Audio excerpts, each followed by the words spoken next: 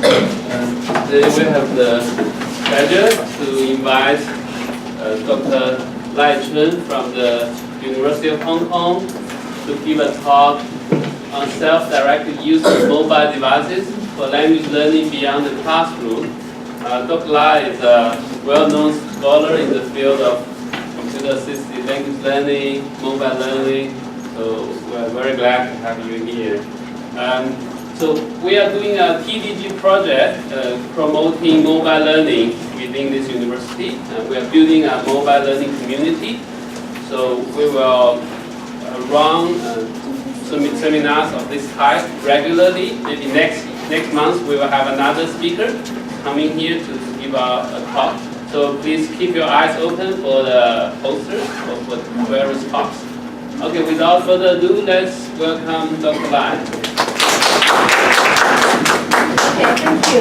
Good afternoon.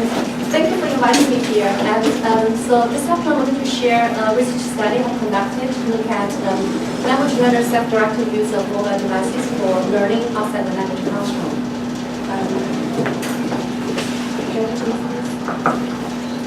Okay. So first of all, when we look at mobile learning, we know that mobile learning refers to the learning across multiple contexts through social and content interactions using personal electronic devices. Okay, so based on this definition, learners' agency and their ability to utilize mobile devices to create the mobility of learning experiences across time and space are the core of mobile learning. So you want to realize mobile learning, the learner agency is the key.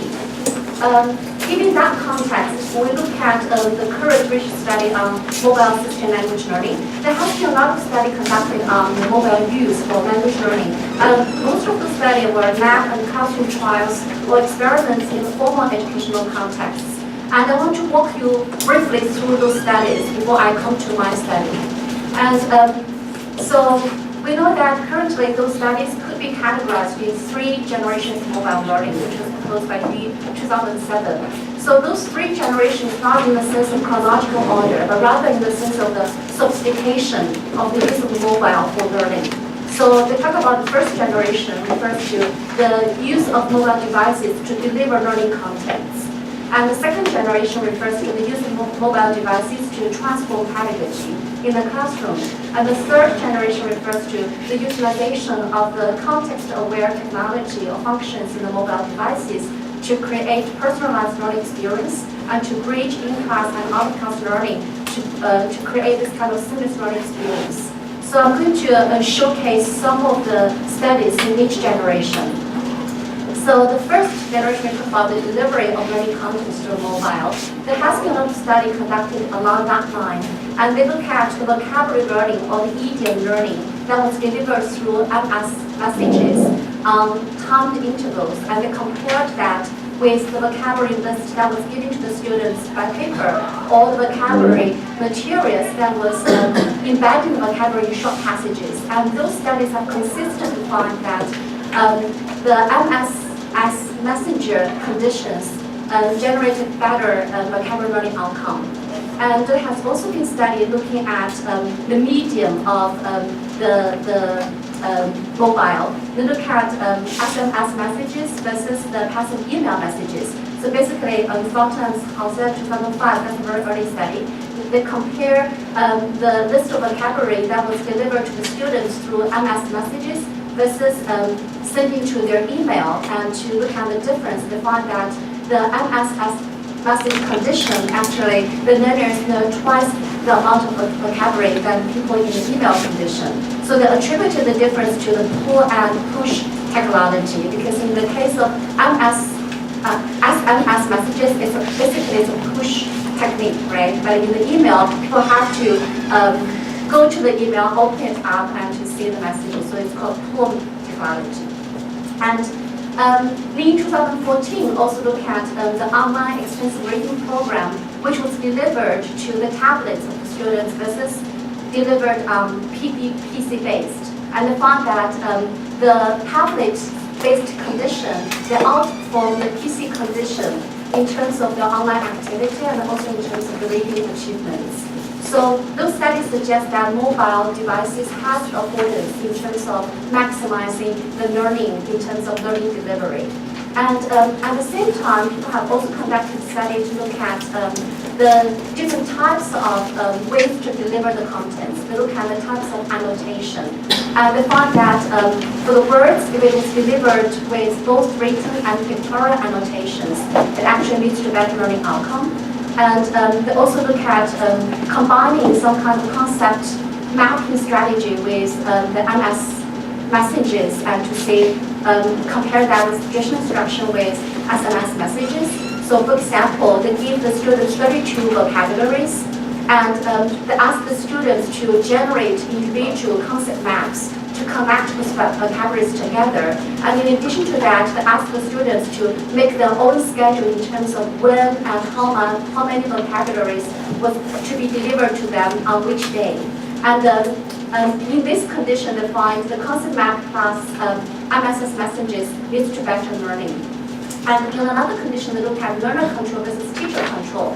In the learner control condition, learners were the listening comprehension materials was delivered to their mobile devices, but the learners have the choice to manipulate the materials. But in the case of teacher control, when the listening material was delivered to the students on their mobile devices, they don't have any choice over the manipulation of the materials. And we found that in the first case, that is in a learner control condition, the students demonstrate greater listening comprehension abilities. Okay. So all those studies suggest that mobile devices do have this advantage in terms of delivering materials to lead to better learning outcome. Now let's look at some case study on the second generation, that is to use mobile devices to transform the learning pedagogies. And this is one of the studies conducted by Liu and Chun in 2015. They look at, basically what they do is, inside the class, they instruct 20 new English phrases. And then, for the control condition, what they do is they ask the students to go online and to search for images associated with the phrases. And then they work in pairs to create sentences out of the picture. And in the experimental condition, what they do is they utilize the photo-taking function of mobile devices. So they ask those people to work in groups and to take photos in their daily life, using themselves as models. And then based on that photo, they do the same thing. They work in pairs and make sentences. And then after that, they do the online voting and then the post-test. What they find is that although there's no significant difference in the immediate post-test, there were significant difference in terms of the delayed post-test 3 weeks later. So in the delayed post-test, the experimental group, which is the students use the photo-taking function to facilitate phrase learning, had better learning outcome. So this is one example of using mobile devices to transform pedagogy. And another example is conducted by Huang et al. 2014. In that study, they look at how they can use mobile devices to create situated writing. So what they do is, this is conducted in the elementary schools. For the elementary school students, they give them writing prompts. They want them to write about, for example, the playground. But for the control group, what they do is they give them a picture of the playground, and then they give them the word and grammar support. But for the control, for the experimental group, what they did is they give them mobile devices where all those vocabulary and grammar support was embedded in the system. And in addition to that, they carry the mobile devices to the playground and they write about the playground on the spot on the mobile devices. So they compare in both cases about the students' writing performance, and what they found is in the second case, that is in the mobile assisted case, students perform better in terms of writing performance. Okay, so those are some examples of using mobile devices to transform language pedagogy. So that's the second generation research. And the third generation research is to utilize the function of mobile devices to create customized, personalized learning experience and to create seamless learning experience across in-class and out-of-class context. And let's look at some examples. And micro-mentoring is one example, in which case they locate the location of the user by tracking using the Foursquare app. And then what they do is they deliver the vocabulary learning and practice materials that are relevant to that particular location to the students. So the students to support their language use and communication at the location. So this is one example of using mobile devices to create personalized learning experience. And another example is using mobile devices to support gamification. So this was conducted by Perry in 2015. What they do is they use a virtual narrative treasure hunt. So the player is hired as a personal assistant to a famous French celebrity, which could be a politician, could be a musician, could be an actor. So the player selects one of the celebrity he wants to assist. And what they do is on each location, the players interact with the virtual character, that's the celebrity, that direct them to give them quests. So for example, they ask them to order a coffee from a coffee stall, or they ask them to locate a specific book from the library. So those are the quests. Okay. So the interaction could be audio, could be written, and could be visual as well. And so here are some examples. So for example, they go to the coffee store and they record her conversation with the receptionist at the coffee store to order the coffee. So this could be one of the quests. Okay. And so this is another example of using mobile devices to support this kind of personalized learning experience. And in this case, it's gamification. And another example is Move Idioms, which is a project that was conducted in Singapore. And so in that project, what they do is inside the class, it's about idiom, learning Chinese idiom. So inside the class, the teachers lead the students to study some idioms. And then they work together to take photos that could reflect the meaning of the idiom, and then discuss what is good photo, what is not appropriate photo for the idiom. And then outside the class, the teacher asks the students to take photos on their own in their daily life. So these are some examples of the photos that the students take. And then they are going to elaborate the photos with the idiom. And then afterwards, they upload their artifacts onto the online collaboration forum, a platform where they vote, they give comments on each other's photo and sentences they make out of the idiom, and to talk about whether it's appropriate, whether it's accurate use of the idiom. And then back to school, at the class, the teacher is going to do collaborative debriefing where they look at all the examples, look at good examples, bad examples, and look at what is the proper usage of each idiom. So this is an example of using mobile devices to bridge the learner's experience inside the classroom and outside the classroom to create this kind of seamless learning experience. Okay. So all those are some examples of using mobile devices for learning in the formal learning context. Okay. But at the same time, scholars are pointing out that in the current situation, in the literature of mobile assisted language learning, the majority of the study are this type. But they don't pay too much attention to the mobile learning in the informal language learning context, which is less explored territory. And at the same time, Sun et al. 2016, they did a meta-analysis and they find that mobile learning had a higher effect size in the informal setting than in the formal setting. So given those contexts, then it's very important to understand learners' perspectives of mobile learning in the informal language learning context. So that sets the tone for this particular research study. So in this particular research study, we want to understand learner perspective. There has been some study look at learner perspective. So they look at learners' attitudes and reactions to the teacher-initiated pedagogical interventions with mobile. And in general, those studies have found that the students have positive views. They like this kind of mobile, pedagogically designed mobile applications. But at the same time, they show some reservation in their frequency of use. At the same time, they also examine when and where those students make use of those pedagogically designed mobile applications. And they found usually it's during the working hour. So that indicates that students didn't utilize the function of anytime, anywhere learning by mobile devices to interact with this mobile application. And when students were given the choice of accessing those pedagogical materials, either through computer or through mobile, the study found that the students prefer computer to mobile. Okay. And at the same time, they also look at the student-initiated, student self-directed use of mobile devices beyond the classroom. And they look at the general attitudes towards perception of the value of mobile devices for language learning. And they find that students generally expressed a positive view towards using mobile devices to create this kind of ubiquitous learning experience. But they were less positive for using mobile devices for collaboration and social connectivity. And they also look at the learners' use of different mobile resources, and they found that most of the cases they prefer using audiovisual activities, such as listening to songs, watch online videos, stuff like that, followed by grammar vocabulary practices and reading. Okay. So in current literature, there has been studies doing examining students' self-initiated, self-directed use of mobile devices beyond the classroom, and they have provided some insights into their selective use of mobile resources and also their perception of the value of mobile devices for language learning. But we know little about how learners making use of mobile devices to create their mobile learning experience, so the nature of this mobile learning experience, which is the focus of this particular study. We want to look at the dimensions of the mobile learning experience that students self-voluntarily engage in outside the classroom.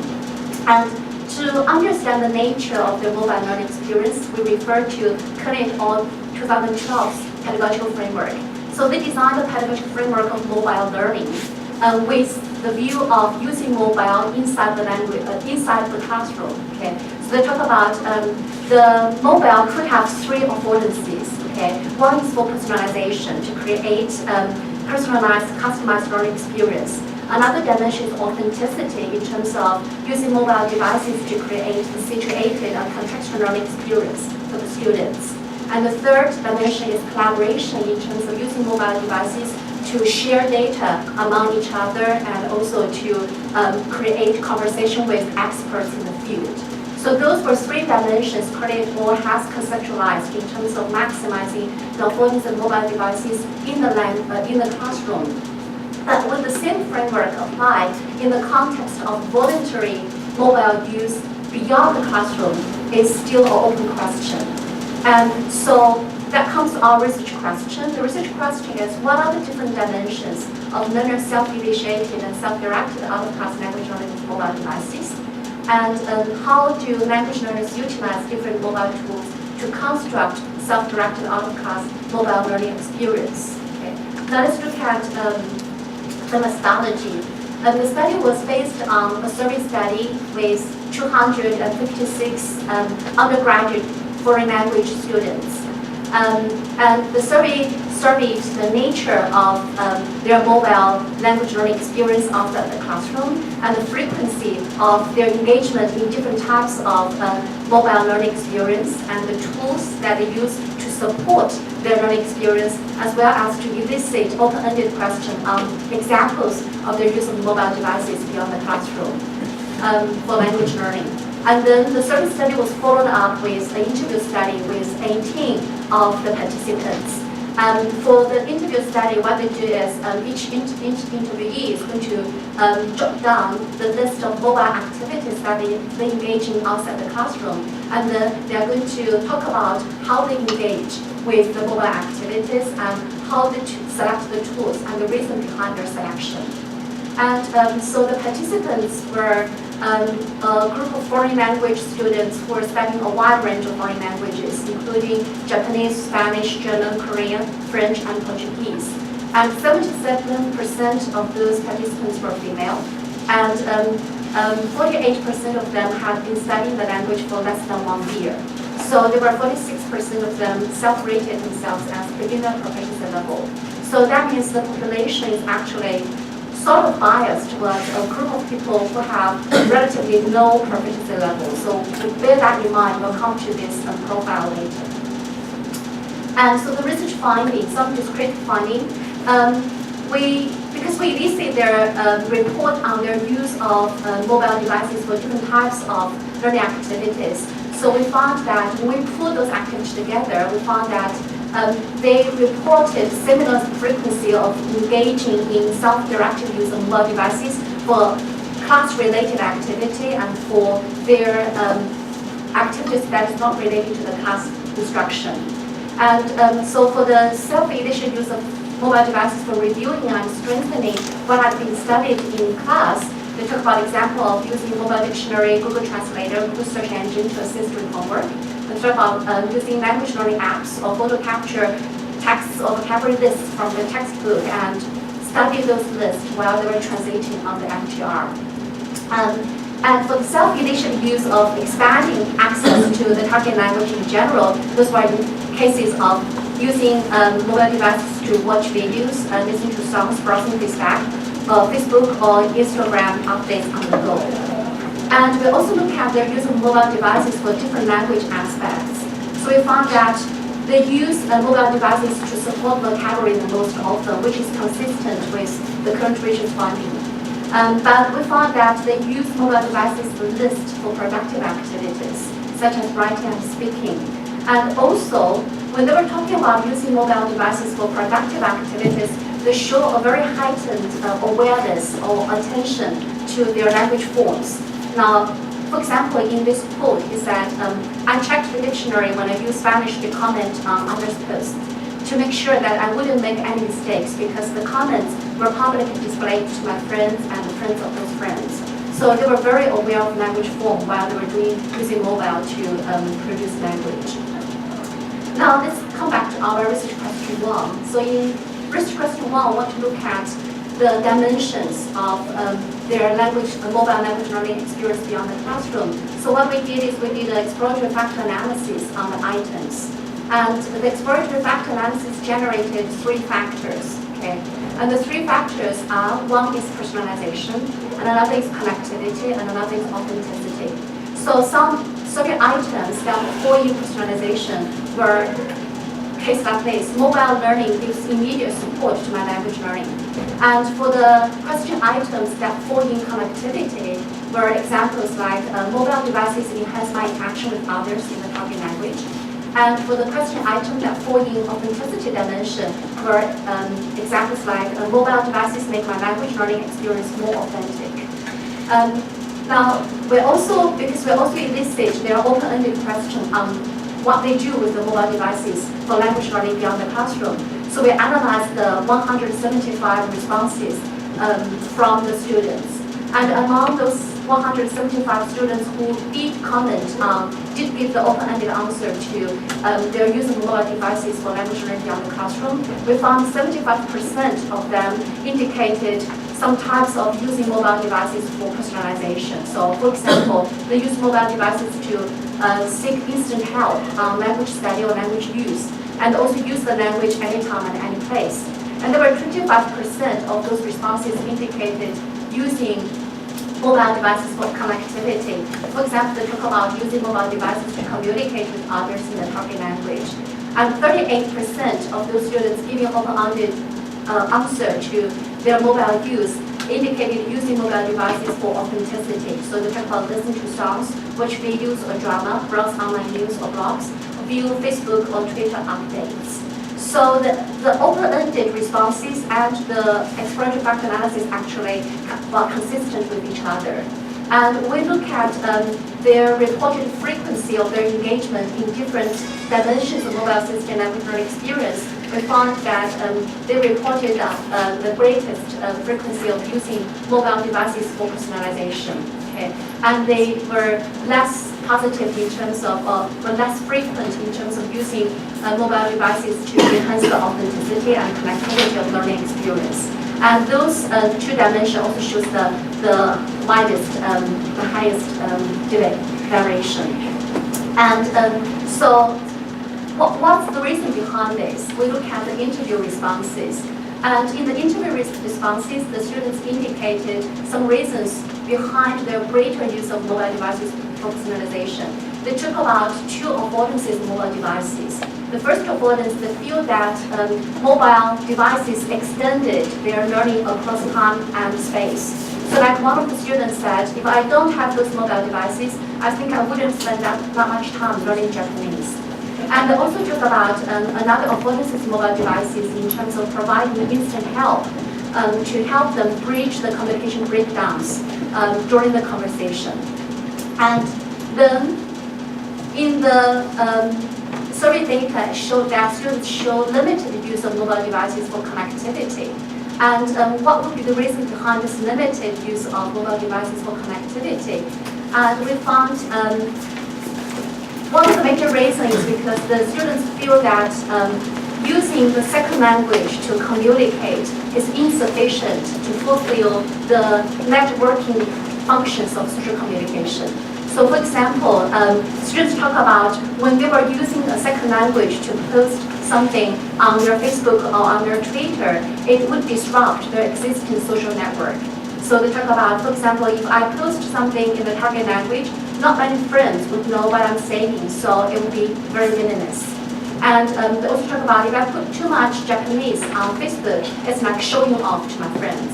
So this won't do good to my existing social network. And they also talk about feeling more comfortable talking about personal lives in their mother tongue. So for example, one student said, if I have to talk about my personal life, I prefer posting things in Cantonese rather than in Japanese. And so those would be the reason behind why they reported limited frequency of using mobile devices for connectivity. And but at the same time, they also reported limited frequency of using mobile devices for authenticity as well. Now, what would be the reason behind that? The reason has more to do with the characteristics of mobile devices, the affordances of mobile devices. They talk about because the mobile devices, usually they were small screen size, and also the connection sometimes is on and off, it's not very stable. So because of that characteristics, all the affordances of mobile devices, they feel that it's kind of tiring to use mobile devices to read long text or to watch videos for a long time.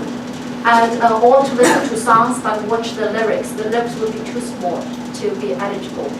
And but at the same time, it's not just about screen size. It's also about the circumstances where mobile devices have often been used. Because when we use mobile devices, it's often outside, not at home, right? So it's kind of noisy, not very quiet, very noisy, or full of distraction.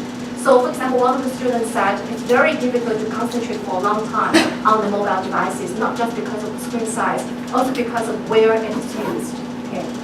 So those were the reasons reported behind the limited frequency of using mobile devices for authenticity.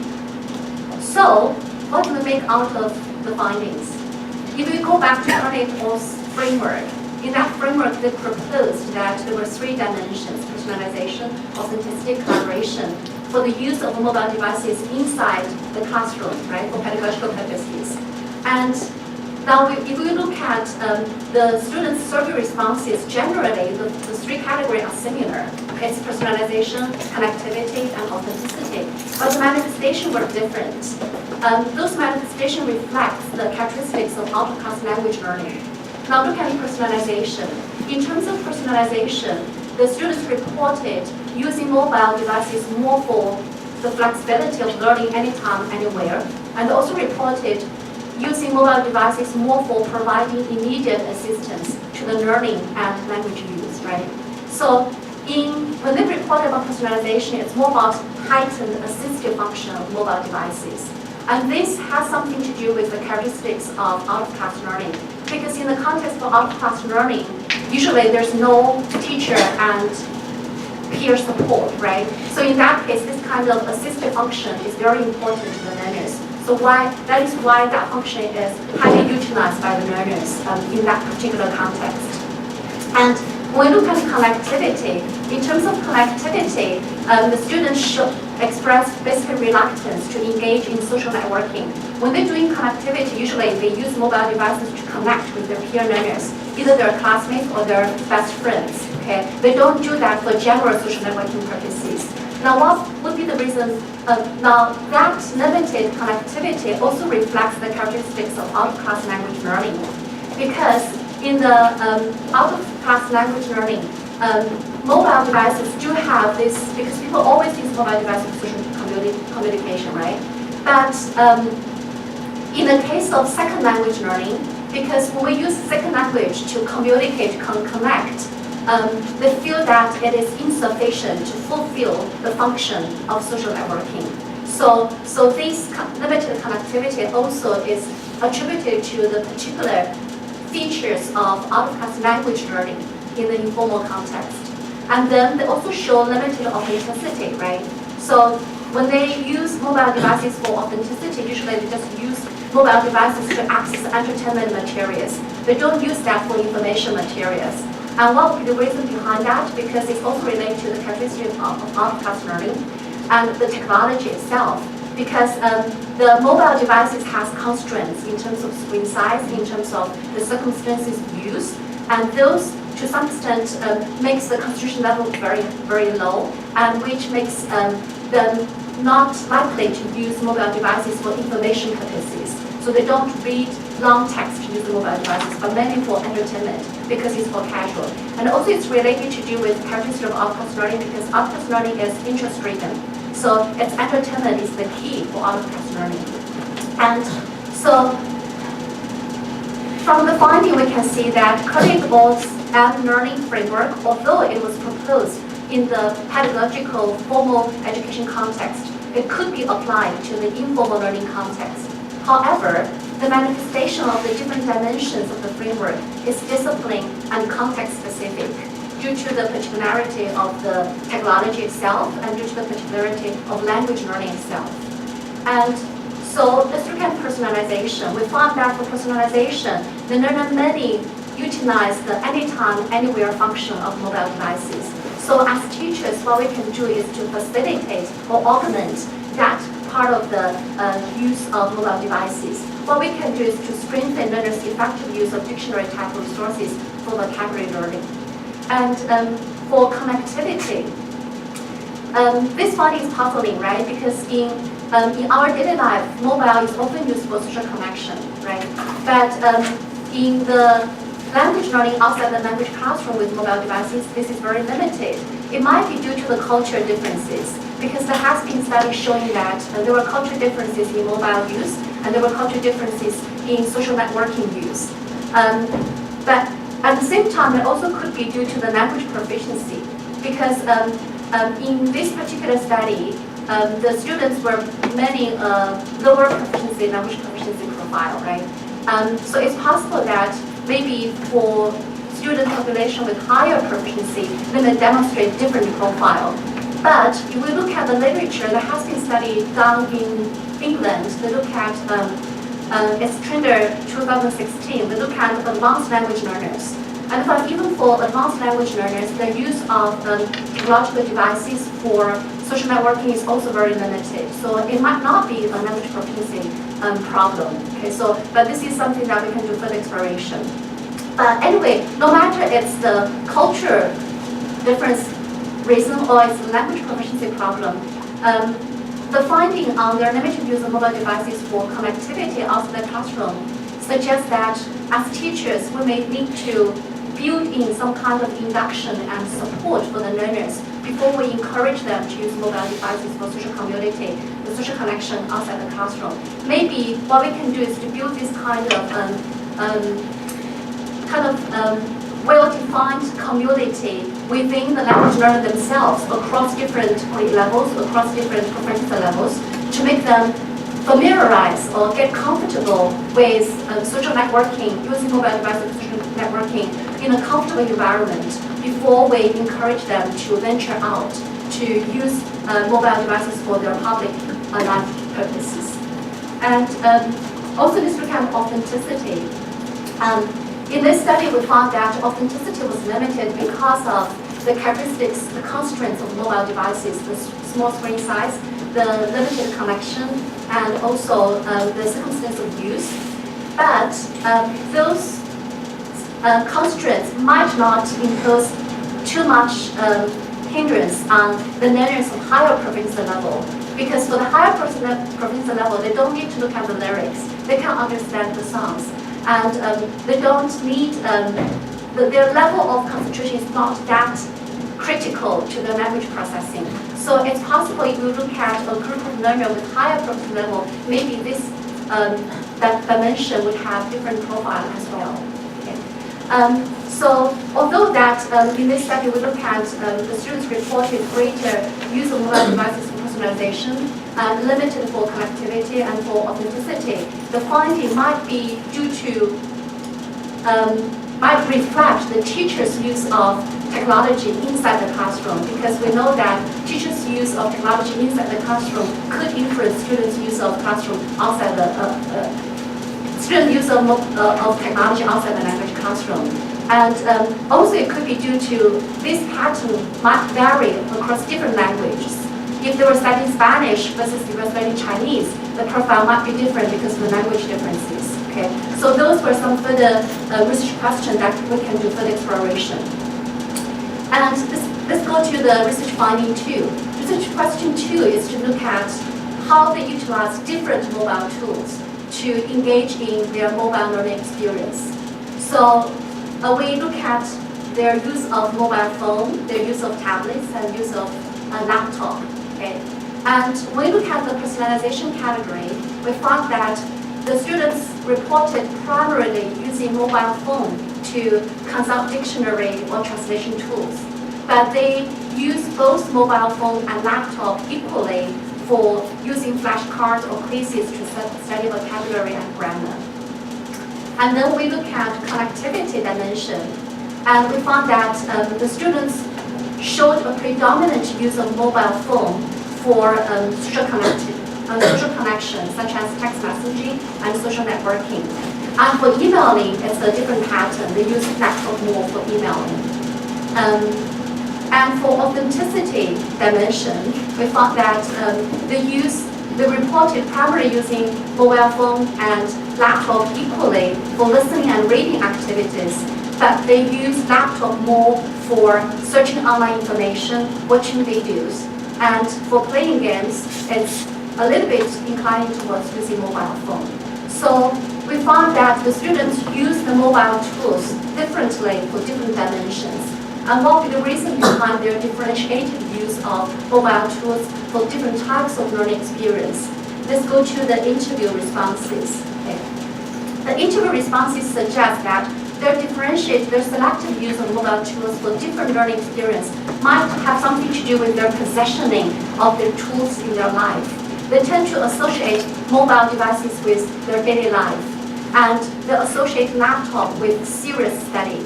So, like one of the students said, I usually use the laptop for study, and I use the mobile devices for entertainment. Okay, the mobile phone for entertainment.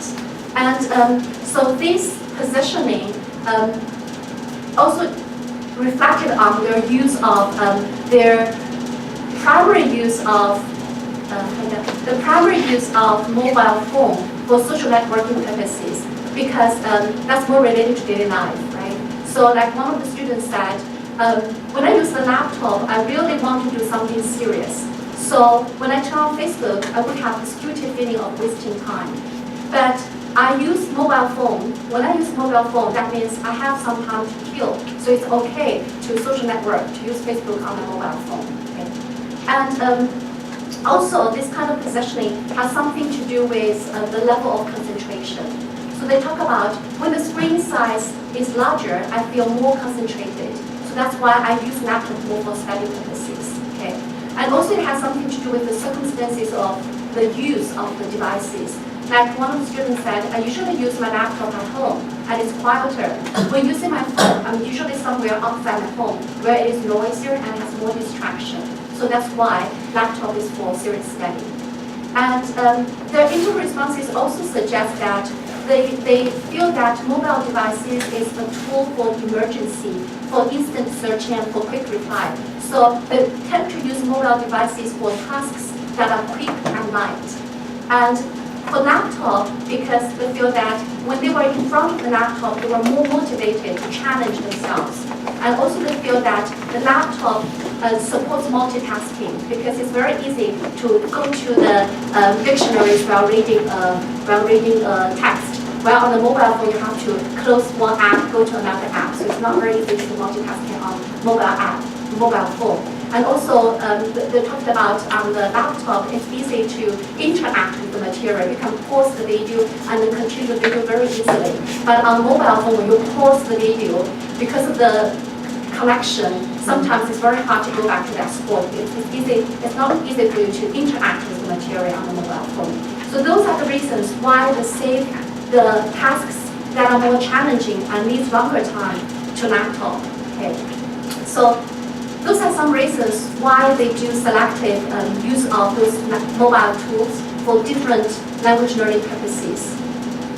And so their selection of mobile devices was influenced by the affordances of the devices, such as the screen size, the connection, by the learner's culturally informed and habitual use of the devices.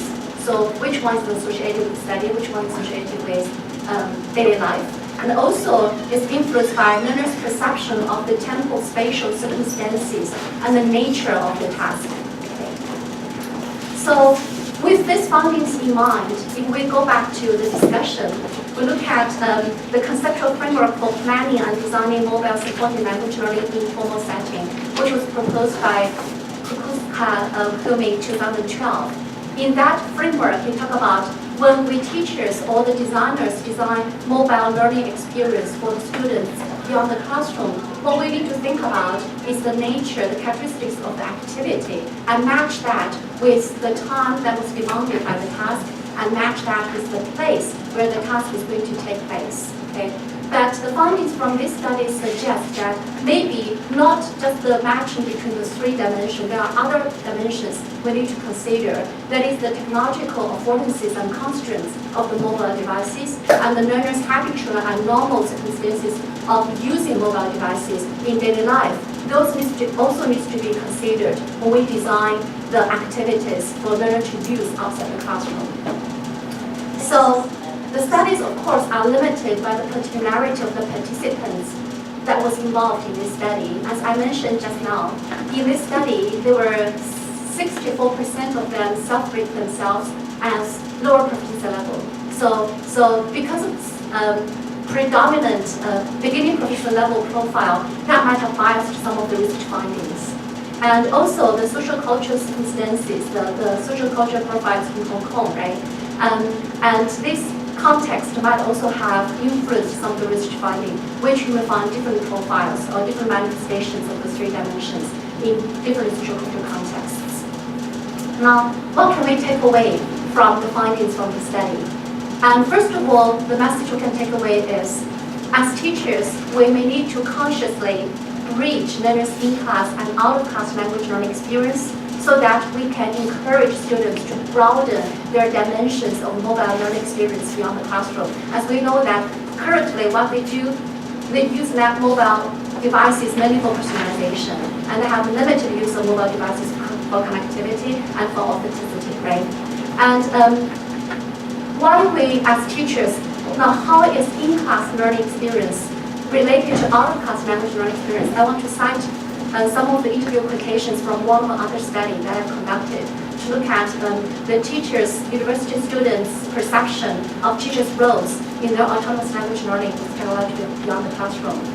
Now, they talk about, like one student said, I have been immersed in the internet world.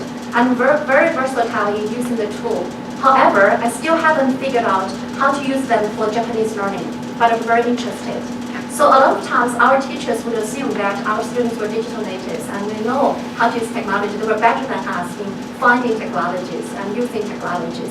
But the reality is, although they were versatile in using technology in their daily life, they may not be aware that those daily life technology could be used, have affordances for language learning.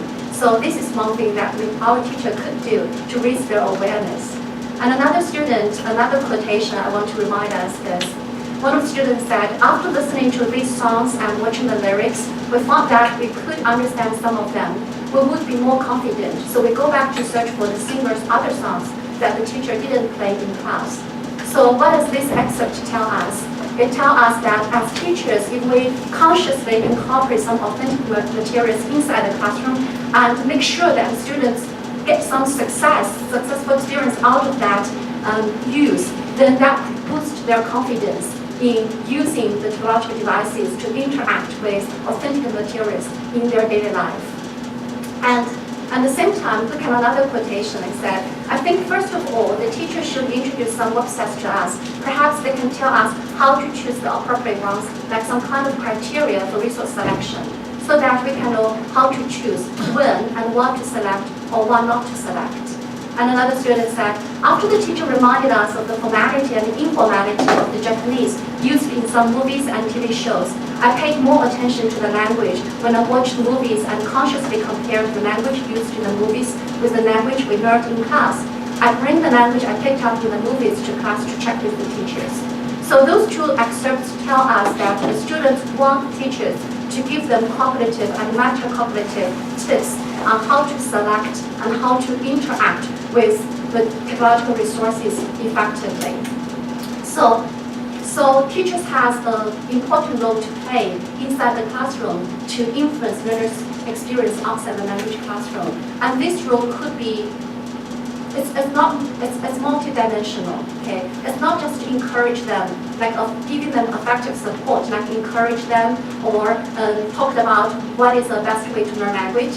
But it's also about capacity support in terms of give recommendation on resources, teach them how to select resources, teach them how to interact with resources in an effective way. And it's also about behavioral support in terms of using technology inside your classroom or incorporate technology in the assignment so that the students could be familiarized or could be develop their skills to interact with these resources. And in one of the studies I conducted, I found that those different types of support actually influence learners' technology use differently. So that means when we give the support, it needs to be multidimensional. We can't just rely on encouragement. And then what could the finding from the study tell us about instructional design? As I mentioned just now, when we design mobile device learning activities that involve the use of mobile devices, those are the dimensions we need to consider, not just the characteristics of the task, but the time, the place, but also the affordances and constraints of the devices that are going to be involved, and also understand and take that in mind of learners' habitual use of these devices in their daily life. So that would make a difference as well. So those are something that I want to share with you. And the study I shared just now is already accepted in your course. So if you want to see the details, you can go to that paper to see more details about the study. So thank you very much. Thank you, Dr. Lai, for a very interesting talk. Do you have any questions for Dr. Lai? Regarding the research? Yes? Sorry, I have a question. Can you go back to the research findings of the first research question?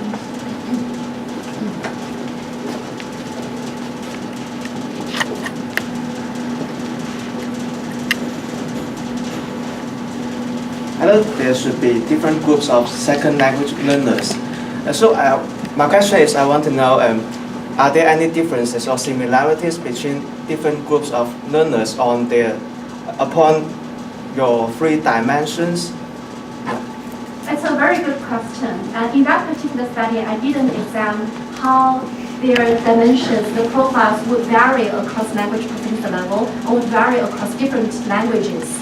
And because I only have 256 students, I can't do the differential analysis. But I think that's a very viable direction for future research, because it's very possible that the language proficiency would play a role in influencing the different manifestation of the profiles. And also the different languages might matter as well. So it's a worthwhile direction to do further exploration.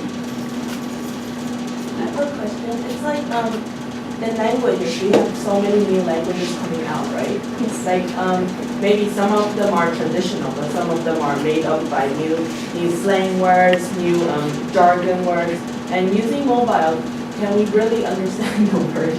Like maybe sometimes when you communicate with the teacher or a student or any one of us, you might not understand some jargon words because you're not a local people in some way. So how do you use the mobile to understand those kind of languages? I don't know whether I understand your question clearly. So you were talking about the jargons and the slang words. Right. Because we are in this research is more to understanding using mobile to understand some other languages, right? If I understand clearly. And some languages may not be easily to translate it to make another person understand. So there are some barriers. So will mobile be a better choice to understand the word?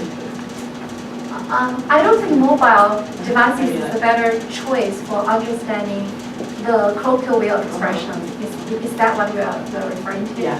Yeah, but I think mobile devices could expose students to the colloquial way of expression through enhancing their access to authentic materials like videos and movies and maybe songs. And so those could give them access to the authentic materials that would expose them to colloquial way of expression. Yeah. So that's some of what I could see with mobile devices. And I saw one part of your research, like people are saying like they think that because mobile screens are small, right? Yes. So they couldn't concentrate long, right? But it's funny, like even when you're on the subway or anywhere, people are focusing on their phone, Right. concentrating so much. So Right. I was like. I can give an example. One example is one of the participants talking about watching online video, right? He said, I do watch other video on my phone, but usually it's about 10 to 15 minutes. Because when I'm using mobile, I'm usually on the go. So I cannot stay on the mobile for a long time. So I don't want to start a movie and then stop in the mid and then continue later. So he said, I do watch on mobile phone, but it depends on what kind of material. So they could select the short material, which could be done in very quick time, and which actually reflects the characteristics of outcast learning because it's usually fragmented and it's on the go, right? So you're right. Yeah, people do use the mobile devices to access entertainment materials, but it all depends on the nature of the entertainment materials, and it also depends on their intended purpose of accessing those materials. For example, one of the participants talked about is that listening to song, we usually assume listening to song is entertainment, right? But some of the students would approach songs with a learning attitude. They would treat the song as a learning material. He said, in that case, I would sit in front of a laptop to do that. I wouldn't use, when I listen to song on the mobile, it's basically for enjoying, for the general understanding. But when I really want to use song for learning, I would sit in front of a laptop. Yeah. So it also depends on the intended purpose of accessing the material. And that also influences their selection of the tools.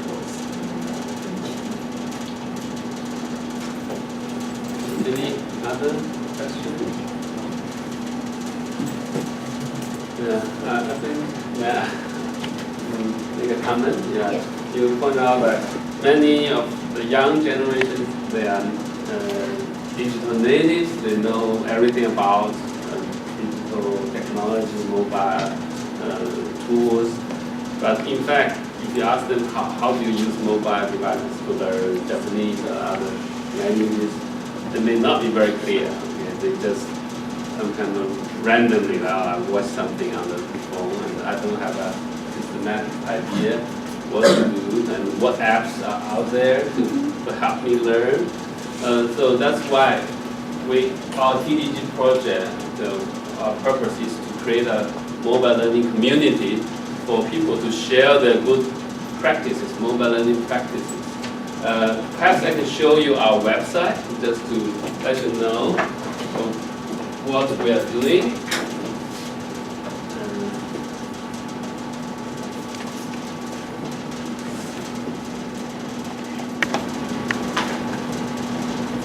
So if you go to Google, you just search for mobile learning at EDUHK.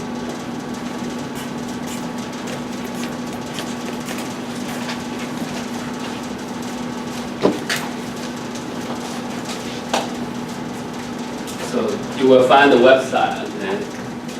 So here we have a platform for resource sharing.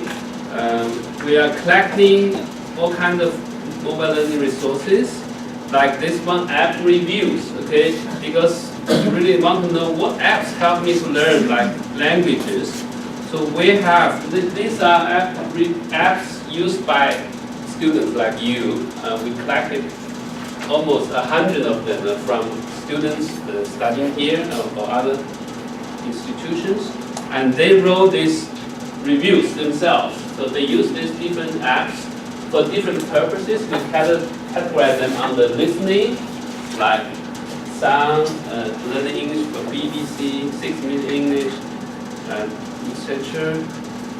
And voice tube, I'm not sure if you don't know that, award-winning app, very powerful. And for reading, they also share a lot of apps they use regularly for reading. Word engine, very famous. And also memorize is like a vocabulary game. Okay. And dictionaries, okay, all kinds of dictionaries like 有道词典 is one of the most powerful, most popular. You know, my son watches 有道 on his phone every day. The app doesn't just allow you to check words. It has tons of entertainment material, like daily fun videos about English language. And there are people like Yang. There's a guy, a Hong Kong guy. He's so Mr. Yang. Mr. Yang, yeah. Don't do that. Yeah, don't do that. So he tried to imitate Hong Kong accent. He make fun of English learning experiences, and he talk about learning English. It's a very entertaining. My son is a big fan of his. Whenever he came out, had a new video, he would watch it. And there are many like materials online, and that's what Dr. Lai mentioned. The entertainment element is really important because he just couldn't resist going back and visit those people's videos because they are so entertaining. But it's all about English language, and they learn a lot. And also you mentioned about how do you learn those new words and new trendy expressions. Again, from those clips, quite often those people will introduce brand new concept, newly invented words that people use, and you can learn a lot from those platforms. Like online, dictionary apps nowadays no longer just dictionaries. There are hundreds of other resources you can get from them. So try to explore them if you have time. And our all these app reviews can share with you, and also like phonetics and pronunciation. There are some really very good apps for you to how to pronounce certain sounds accurately. Even for speaking, we mentioned like speaking, people don't normally use mobile devices to improve their speaking, but there are apps allowing you to practice oral English. You can actually connect to native speakers around the world and have conversation with them, okay, live conversations, and improve your English, oral English proficiency, like Hello Talk, Rosetta Stone. You can pair up with people around the world, make friends with them, and become partners, and learn from each other, and chat with each other. And many apps. Okay, so these are the app reviews, but basically you have to go and try them out. But we also have some kind of, we are collecting some student e-portfolios. Like last year we had an e-portfolio competition. These are the winners. You can see how the students use different apps in learning English. They will actually create video clips of how they use that app particularly,